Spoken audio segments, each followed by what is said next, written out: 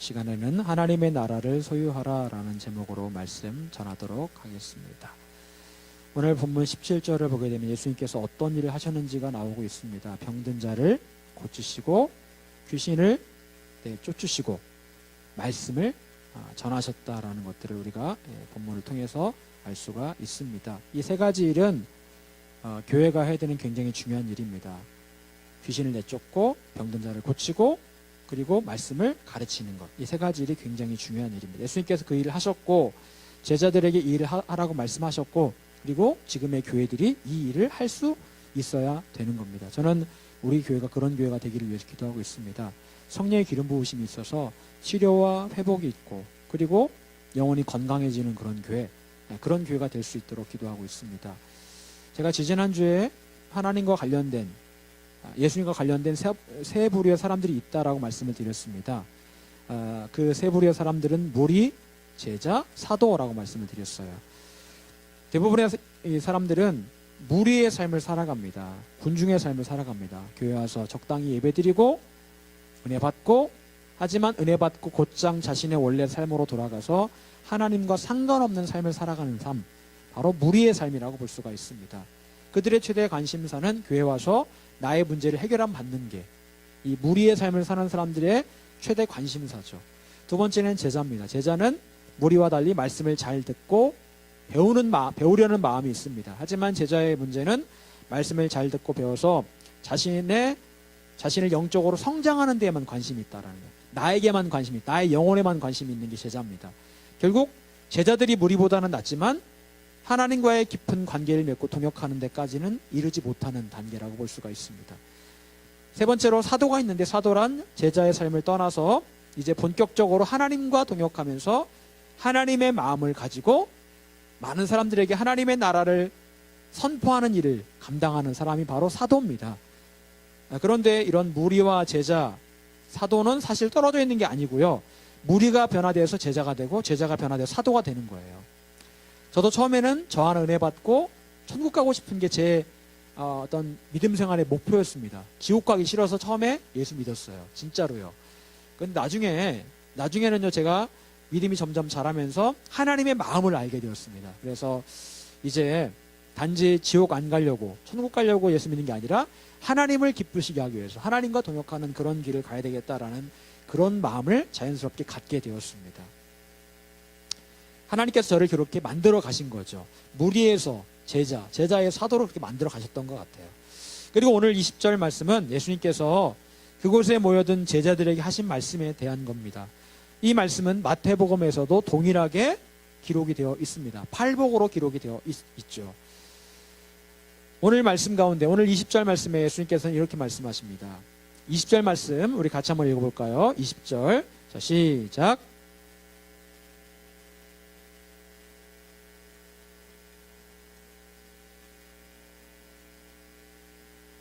아멘.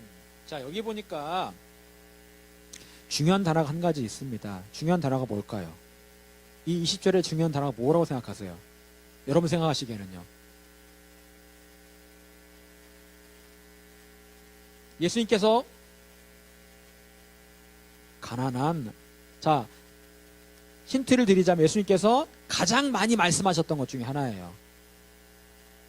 그렇죠. 하나님의 나라. 가난한 자 이것도 중요한 말입니다. 제가 좀 이따 그걸 설명할 거고요. 더 중요한 거는요. 하나님의 나라라는 말이에요. Kingdom of God. 하나님의 나라. 하나님의 나라. 제가 작년에 설교를 한번 한 적이 있죠. 하나님의 나라에 대해서. 하나님의 나라는 눈에 보이는 게 아니다. 우리 마음에 있다라고 말씀을 드렸습니다. 하나님의 나라가 우리 마음에 임하는 거다라고 말씀을 드렸어요. 자, 하나님의 나라에 대해서는 특별하게 제가 다시 설명을 드리지 않겠습니다.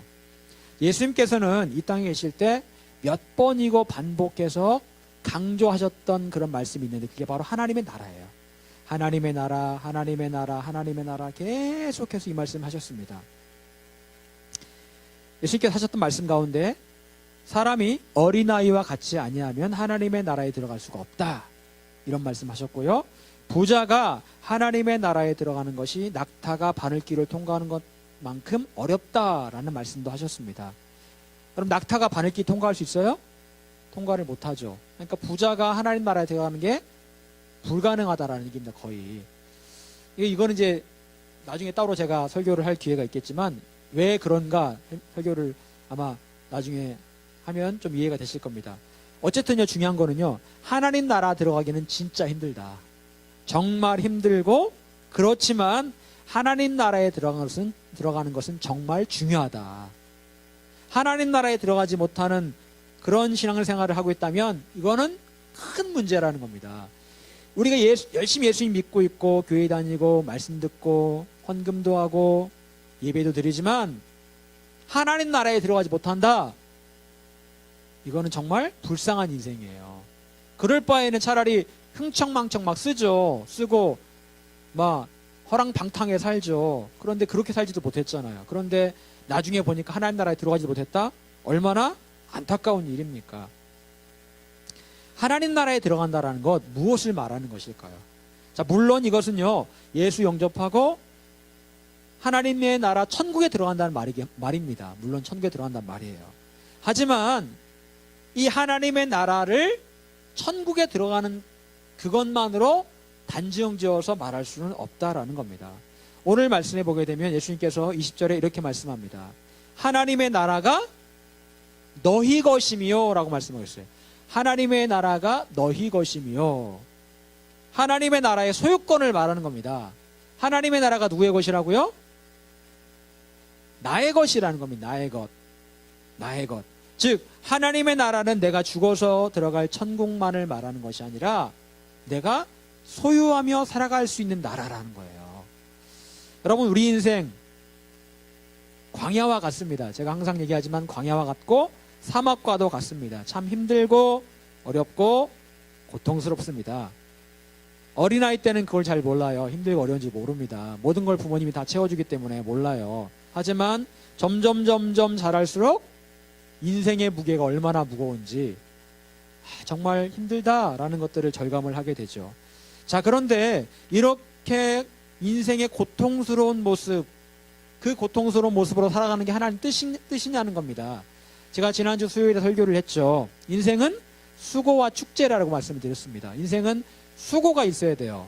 하나님께서 우리에게 수고를 보기 원하십니다. 땀을 보기 원하시고 수고로움을 보기 원하세요. 하지만 또 하나님께서 우리 인생을 축제라고 말씀하십니다. 즐기고 기뻐하고 감사하고 이렇게 살라고 하나님 말씀하세요. 인생은 수고와 축제입니다. 수고만 있는 게 아니에요. 우리가 잘 알고 있듯이 바울과 실라는 빌립보 감옥에 매를 진탕 맞고 투옥이 되었습니다. 하지만 그 감옥 안에서 그들은 하나님을 찬양하고 기도할 수 있었습니다. 저는 그게 억지로 된 모습이 아니라고 생각을 합니다. 그들은 절망스러운 현실에 처해 있었지만 기뻐하고 감사하고 그래서 기도하고 예배하고 찬송할 수 있었습니다. 하나님께서는 바울 사도를 통해서 어떤 명령을 하고 계십니까? 항상 기뻐하라, 쉬지 말고 기도하라, 범사에 감사하라. 이는 그리스도 예수 안에서 너희를 향하신 하나님의 뜻이니라.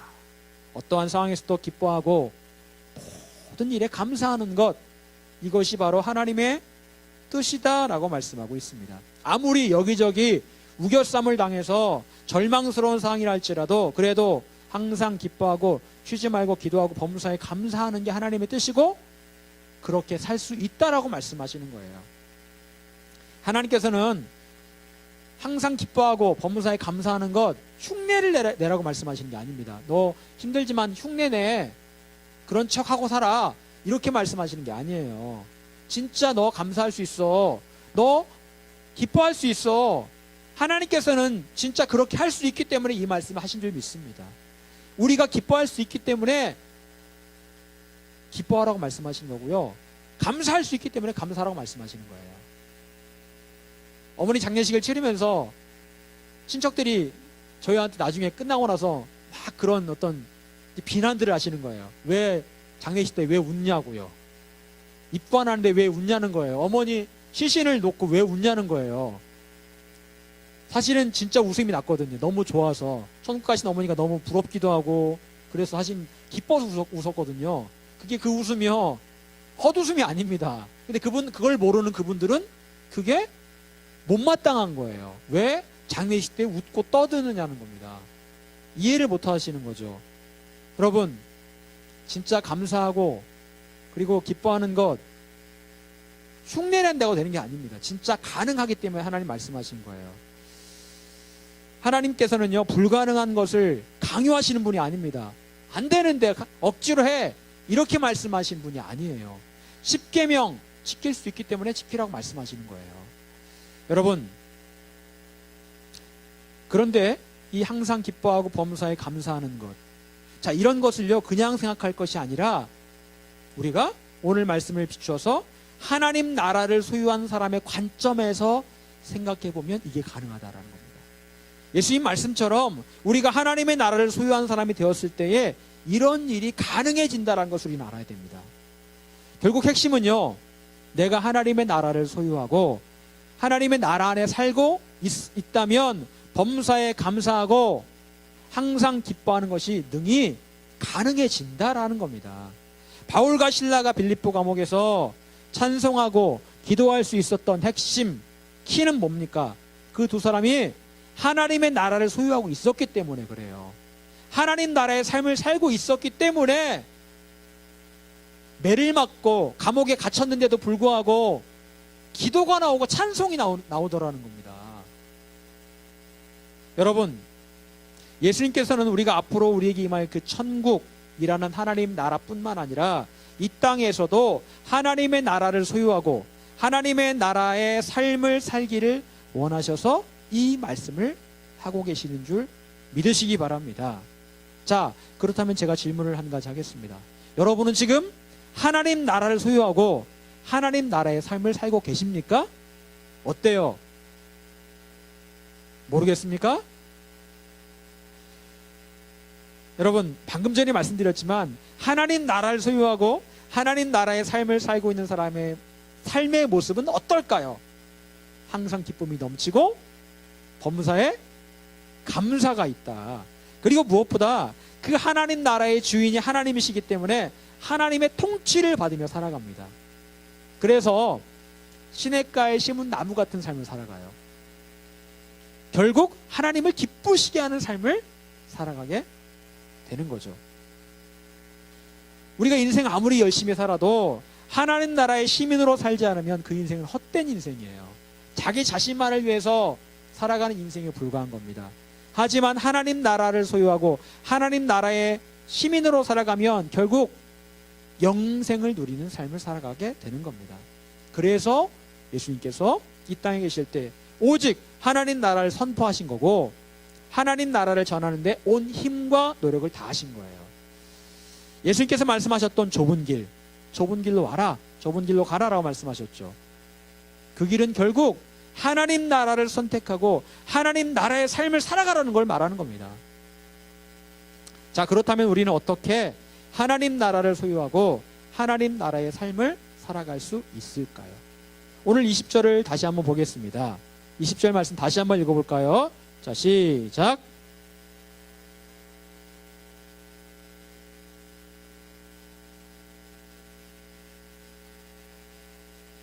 아멘. 자, 여기 보니까 하나님 나라를 소유한 삶을 살아가는 사람의 이 누구냐가 나오죠. 어떤 사람입니까? 가난한 자. 가난한 자가 하나님 나라를 소유하게 될 것이다. 마태복음 5장 3절에 보니까 중복해서 말씀하시는데 더 자세하게 말씀하고 있습니다. 심령이 가난한 자는 복이 있나니 그 다음에 하나님 나라가 저희 것이니 이렇게 말씀하고 있죠. 자, 가난하다라는 것은요, 심령이 가난한 걸 말하는 거예요. 심령이 가난한 사람. 심령이 가난한 사람은 하나님 나라를 소유할 수 있다. 자, 심령이 가난한 사람. 예수님께 제자들에게 이 말씀하셨다고 분명히 말씀하고 있죠. 제자들을 보시고 말씀하셨다고 분명히 20절에 말씀하고 있습니다. 자, 제자의 첫 번째 조건은 여기 보니까 뭐라고 나와 있습니까? 심령이 가난한 사람이 되는 거예요. 그래서 하나님 나라를 소유한 사람이 되는 것, 이것이 바로 제자의 첫 번째 조건이라고 분명히 말씀하고 있습니다. 그렇다면 심령이 가난한 사람은 어떻게 되는 것일까? 심령이 가난하다라는 말의 반대말은 무슨 말입니까? 심령이 부자다, 심령이 부유하다라는 말이겠죠. 자, 심령이 부유한 사람은 하나님의 나라가 저희 것이 아니라는 거죠. 자, 그렇다면 심령이 부유하다, 이 말이 무슨 말일까요? 여러분, 부자가 좋습니까? 가난한 게 좋습니까? 솔직히. 그렇죠. 부자가 좋죠. 부자가 좋죠. 그런데 오늘 말씀해 보게 되면 가난한 사람이 좋은 거예요? 부자가 좋은 거예요? 영준이 제대로 안 읽었네? 가난한 사람이 좋은 거죠. 오늘 말씀해 보게 되면 심령이 가난한 사람이 하나님의 나라를 소유한다고 했으니까요. 자, 그렇다면 이 부유하다는 말은 무슨 말일까요? 이거는 풍성하다라는 말입니다. 많다라는 거예요. 심령이 뭔가 많다라는 겁니다. 뭐가 많을까요? 심령이 막 많아요. 무슨 말일까요? 복잡하다는, 복잡하고 많은 것들로 우리 심령이 가득 차 있다. 다른 말로 단순하지 않고 복잡하다. 여러분, 현대인의 삶을 표현하자면 굉장히 복잡하다. 복잡합니다. 복잡해요. 예수님께서 씨 뿌리는 비유를 말씀하실 때 씨는 한 가지입니다. 모든 밭에 떨어진 씨는 한 가지예요. 자, 그런데 열매 맺지 못하는 밭이 여러 개가 있는데 그 밭 가운데 하나는 가시덤불이라고 말씀하고 있어요. 자, 그런데 그 가시덤불에 대해서 말씀하시는데 가시덤불 때문에 씨가 자라지 못한다고 말씀하고 있습니다. 자, 그런데 그 가시덤불이 뭐라고 말씀하고 있어요? 풀어주시기를 세상의 염려와 재물의 유혹과 기타 욕심이다. 세상의 염려들, 재물의 유혹, 욕심, 염려, 유혹, 욕심이라는 겁니다. 이게 바로 가시덤불이고 이것 때문에 말씀이 자라지 못한다라고 말씀하고 있어요. 여러분, 사실 생각해보면 세상에서 염려 없이, 돈에 대한 걱정 없이, 욕심 없이 살아가는 사람이 얼마나 되겠습니까? 거의 없죠. 거의 없습니다. 100%라고 해도 무방할 정도로 거의 없어요. 대부분의 사람들이 이렇게 살아가는 게 현실입니다. 염려, 돈 문제, 욕심, 각 사람을 채우고 있습니다. 이것들이요. 각 사람의 심령을 가득가득 채우고 있어요. 심령이 부자는 부자예요. 염려와 욕심과 유혹으로 심령이 부자긴 부자인데 뭔가 문제가 있는 부자죠. 절대로 가난하지 않은 그런, 가난한 게 좋은데 별로 좋지 않은 그런 부자. 심령이 부유하다는 것은요, 복잡하고 헛된 것들로 가득 찬 상태를 말하는 거예요. 여러분 안에 염려 있으시죠? 솔직히 돈에 대한 걱정 있으시죠? 솔직히 욕심 있으시죠? 기타 욕심, 이렇게 기타 많은 욕심들을 말하는 겁니다. 다양한 욕심들요. 여러분, 그렇습니다. 이게 바로 우리의 마음을 채우고 있는 것들이에요. 이번에 어머니 장례식을 치르면서 친척들을 보는데 그분들이요,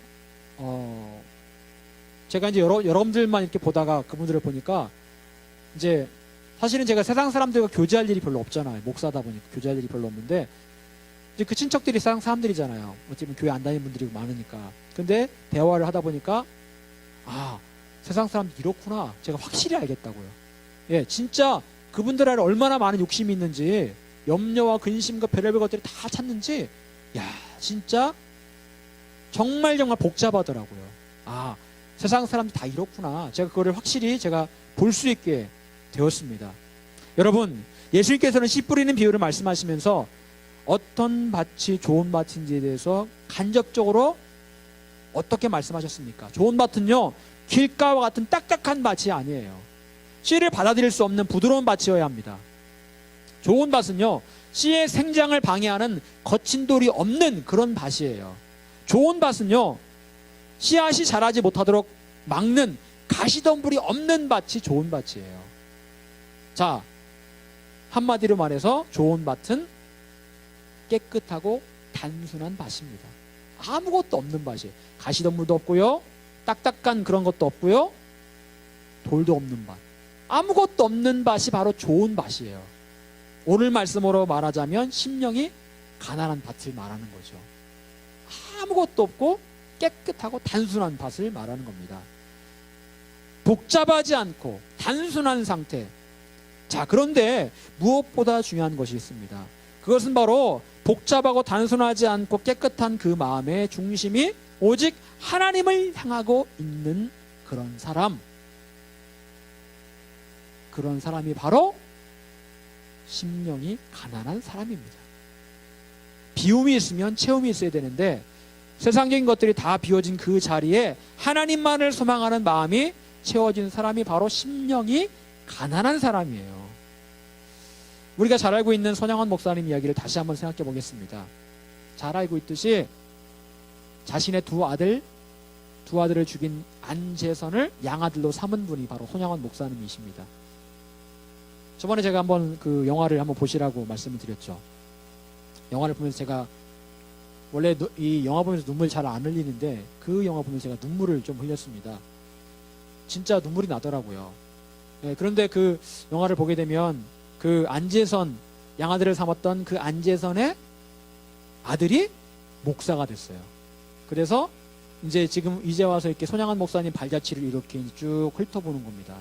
그러면서 자신의 아버지를 용서한 그 손양원 목사님에 대한 어떤 그런 어떤 존경하는 마음들을 이제 그 영화 가운데 표현을 하고 있거든요. 여러분, 보통 사람이라면 그렇게 할 수 있을까요? 자기의 두 아들을 죽인 그 살인자를 양아들로 삼고 이 사람을 용서해달라고 그렇게 탄원서를 넣을 수 있습니까? 못해요. 근데 그분은 그렇게 하셨습니다. 그리고 보니까 사진 속에 보니까 안재선을 항상 데리고 다닙니다. 집회를 갈 때 어디를 갈 때 항상 데리고 다녀요. 예. 이유는 모르겠어요. 데리고 다니면서 항상 돌봐줍니다. 이 손양원 목사님이요. 그렇게 하시다가 6.25 때 여수의 애양원이죠. 애양원. 그 교회 이렇게 이제 여수에 인민군이 온다고 했을 때 다른 사람들이 피난을 가자라고 얘기를 했을 때 목사님 그랬답니다. 내가 여기에 있는 나의 성도들, 이 한센병에 걸린 환자들을 두고 성도들을 두고 내가 어디 가겠냐. 난 못 간다. 거기에 남았고 결국 그래서 그 목사님이 인민군에 의해서 순교를 당하시게 되었다라는 겁니다. 여러분, 보통 사람이라면 참 힘든 일이에요. 억지로 그렇게 흉내낼 수 없습니다. 그런데요, 지금 가만히 생각해 보니까 그분의 심령이 가난했고 그리고 하나님으로 채워져 있었기 때문에 아마 그게 가능하지 않았을까라는 생각들을 하게 됩니다. 그분이 심령이 가난해서 하나님 나라를 소유하고 있었고 하나님 나라의 삶을 살고 있었기 때문에 그분이 그렇게 할 수 있었다라고 생각을 하게 됩니다. 여러분, 우리의 심령이 가난해지면 어떤 변화가 일어날까요? 예수님 말씀처럼 하나님의 나라를 소유하게 되고 하나님 나라의 삶을 살아가게 될 것입니다. 그리고 하나님의 나라의 삶을 살아가면 세상에서는 도저히 이해할 수 없는 일들을 자연스럽게 할 수 있게 되는 거예요. 하나님께서 바울 사도를 통해서 기뻐하고 범사에 감사하라고 말씀하신 것, 하나님의 시선으로 세상을 바라볼 수 있었기 때문에 염려하거나 근심하거나 절망하거나 좌절하거나 낙심하지 않게 됐던 겁니다.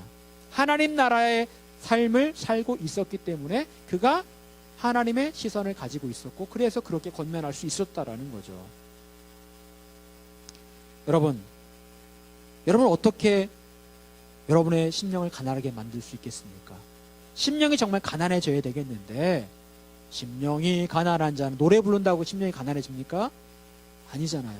어떻게 심령을 가난하게 만들 수 있을까?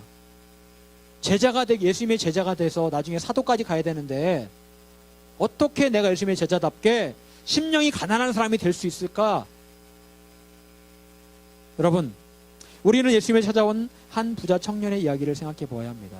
예수님께서는 그 부자 청년이 예수님을 온전히 따르기 위한 조건을 제시하는데 그것은 바로 그가 가진 모든 재산을 가난한 사람들에게 나눠 주어라 라고 말씀하십니다. 나눠준 다음에 나를 따르라 라고 말씀하세요.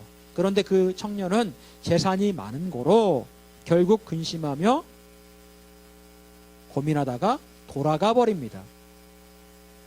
그 부자 청년은 예수님을 따르기 전 자신의 모든 재산을 버리는 게 너무나 힘들었기 때문에 근심하고 걱정하면서 그냥 돌아가 버린 거예요. 여러분, 우리가 우리의 심령을 가난하게 만들기 위해서 중요한 것은 내 안에 가득 차 있는 것들을 비워내고 버리는 게 필요합니다.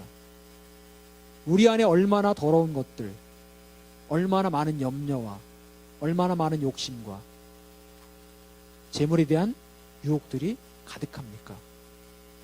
여러분 마음을 한번 돌아보십시오. 여러분의 심령을 한번 돌아보십시오. 들여다보십시오. 정말 더러운 것 같아요. 이렇게 말한 저도 마찬가지입니다. 저도 정말 제 심령을 들여다보면 더럽고 추하고 그리고 주님 앞에 눈물을 흘릴 수밖에 없는 그런 모습이라는 것을 제가 여러분에게 말할 수밖에 없습니다. 하지만 내 안에 있는 것들을 비워내지 못하면 우리의 심령은 가난해질 수가 없는 거예요. 제가 계속 말씀드리는 박보영 목사님 간증을 들어보면 그분이 예수 믿고 나서 그가 가지고 있었던 재산 30억을 가난한 사람들에게 다 나눠줬답니다. 그리고 30억을 다 나눠주고 안성에 있는 아주 정말 정말 극빈자들이 있는 그런 곳에 가서 그분이 개척을 나중에 신학을 졸업한 다음에 개척을 하셨답니다. 그렇게 살 수 있을까? 그런데요, 제자의 첫걸음 바로 버리는 거예요. 버려야 가난해질 수 있는 겁니다. 버리지 않고 꽉 움켜쥐고 있는데 어떻게 가난하다고 말할 수 있어요?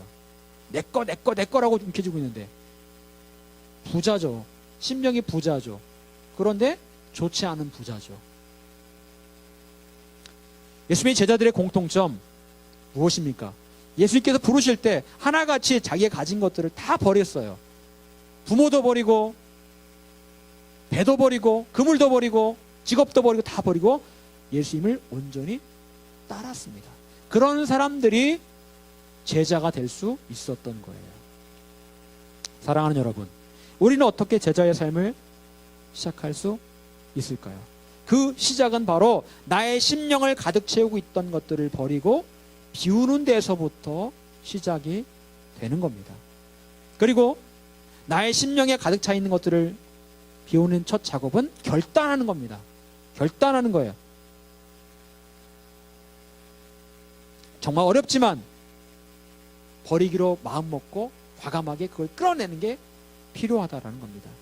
심령이 가난해지기 위해서 우리는 우리의 심령을 가득 채우고 있는 영적인 쓰레기들을 과감하게 버릴 수 있어야 돼요. 여러분, 그것들은 쓰레기들입니다. 쓰레기들이에요. 쓰레기는요, 내버려두면 냄새가 나고 파리가 끓고 썩습니다. 우리의 심령을 썩게 만들어요. 여러분 안에 가득 차 있는 세상의 온갖 염려, 재물에 대한 유혹, 욕심, 기타 많은 것들, 그것들을 과감하게 청산하고 버리시기를 바랍니다. 버리지 않고는 채울 수 없는 거예요. 그리고 내가 그것들을 버렸다면 내 안에 나의 심령이 하나님만을 바라보고 의지할 수 있도록 기도해야 됩니다. 기도함으로 그 심령을 채워야 되는 거예요. 예수님께서는 가난한 심령으로 공생의 사역을 감당하셨습니다. 하지만 중간중간 사람들이 예수님을 왕으로 삼겠다라고 유혹을 합니다. 그리고 성경에 기록되지 않은 수많은 유혹들이 아마 더 예수님에게 있었을 거예요. 하지만 예수님께서 그 모든 것들을 가난한 심령을 채우는 것 대신 한적한 곳에 가셔서 더욱 기도하심으로 가난한 심령을 그대로 유지하실 수가 있었습니다. 여러분, 세상에도 비우는 훈련은 많이 합니다. 비우는 훈련 많이 해요. 명상부터 해가지고 많이 합니다. 심지어는 기독교에서도 그렇게 하는 데가 있어요. 어디라고 말은 못하지만 그렇게 하는 데가 있어요. 유명한 목사님이에요. 그런데 가면은 그런 일을 한다고 합니다. 어떤 수양관을 만들어 놓고 그런 일을 한대요. 여러분, 아무리 비운들 하나님으로 채우지 못하고 인간적인 것들로 채운다면 결국 그 비움은 소용이 없는 거예요. 비웠으면 기도함으로 하나님으로 채우고 하나님을 의지해야 진짜 심령이 가난한 사람이 되어 하나님의 나라를 소유하고 하나님 나라의 삶을 살아갈 수 있게 되는 겁니다. 사랑하는 여러분, 이 땅을 살아가면서 하나님 나라를 소유하고 하나님의 나라의 삶을 살아가는 것 너무나 중요한 일입니다. 이 땅은 정말 힘들지만 고통스럽지만 그게 다가 아니에요.